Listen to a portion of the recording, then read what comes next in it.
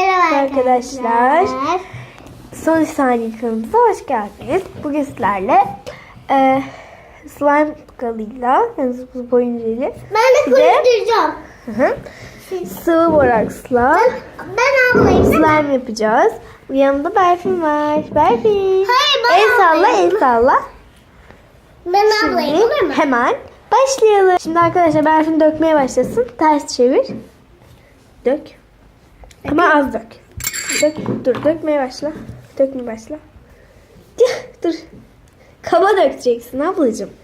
Neyse ben yapımcı bir sıkıp gelelim artık. Şimdi arkadaşlar döktük. Bunun birazcık cıvık. Bunun kıvam alması için karıştıracağım. Atlayınca atlayacağız değil mi bu? Kıvamı oldu. Şimdi birazcık azar borak döküyoruz. Ben dökeceğim ya. Ya ben dökecektim. Berfin'cim.